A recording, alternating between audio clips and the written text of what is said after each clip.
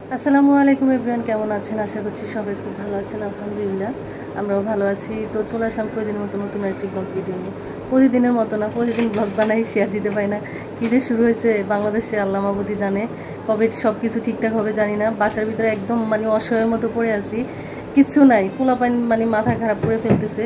তো এই জন্য রেডি হয়েছি। এখন হচ্ছে সিটি আন্টিদের বাসায় যাবো। স্বামীকে ওর পাপা আগে নিয়ে গেছে। তো স্বামী আর আমি এখন যাচ্ছি সিটি আন্টির বাসায়। সিটি আন্টি গতকালও বলছিল যাওয়ার জন্য, কিন্তু আমাদের বাসায় মেমন আসছে, এই জন্য যেতে পারি না। তো আজকে ফাইনালি যাচ্ছি। তো একটু সকাল সকালে বেরোচ্ছি, এখন মাত্র 5টা বাজে, 5টা এখনও বাজে নাই। তো এখনই যাচ্ছি, আবার তাড়াতাড়ি করে চলে আসবো বাসায়, যেহেতু বাইরের সমস্যা, এই জন্য তাড়াতাড়ি চলে আসবো। আর আমরা একই রোডে থাকি, সিটি আন্টি ওই রোডের ওদিকে আরও থাকে, আর আমরা সামনের দিকে থাকি আর কি। তো যাই হোক, যাই ইনশাল্লাহ যতটুকু পারি শেয়ার করবো। ওকে তাহলে। তো এই তো আন্টিদের বাসায় চলে আসছি। আন্টির রুমটা অনেক সুন্দর, মাশাআল্লাহ, দেখলে মনটা জুড়িয়ে যায়। সব দিকে আন্টির হাতের ছোঁয়া আছে। তো এদিকে স্বামীরও চলে আসছে, ওর পাপা দিয়ে গেছে এদিকে। আর স্বামীর অনেকদিন আগে হচ্ছে আন্টির কাছে আবদার করছিল যে হট সস পাস্তা খাবে। তা আন্টি এটা বানিয়ে রাখছে আরো আগে, আমরা আসতে পারি না। গতকাল আসতে বলছিল, আসতে পারি না। তো আজকে আসার পর হচ্ছে গরম করে দিছে, আবার নুডলস রান্না করছে, অনেক কিছু করেছে। এখন আবার চা বানাতে গেছে।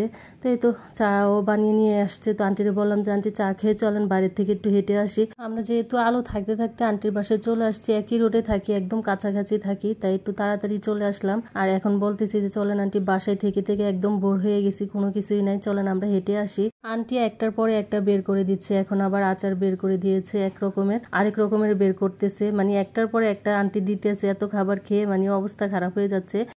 আমরা বাসায় অসহায়ের মতো পড়ে আছি, না নেট, না ডিশ, না আকাশ, না বাতাস, না কিছু। আল্লাহ খোদার নাম নিচ্ছি আর বাসায় দিন পার করতেছি। একসময় আমাদের দিন এভাবেই পার হইতো, কিন্তু এখন সব কিছুতে আমরা এত আসক্ত হয়েছি যে এখন কোনো কিছু না থাকলে, নেট না থাকলে, ডিশ না থাকলে, আকাশ না থাকলে চলেই না। তো এরকম আরও 10-12 দিন চললে অবশ্যই অভ্যস্ত হয়ে যাব না? তো ঠিক আছে যে তারপরে এখনকার যুগের যুগটাই এরকম হয়ে গেছে যে এগুলো ছাড়া আসলে চলা যায় না, সব কিছুতে এগুলো লাগে। তো যাই হোক,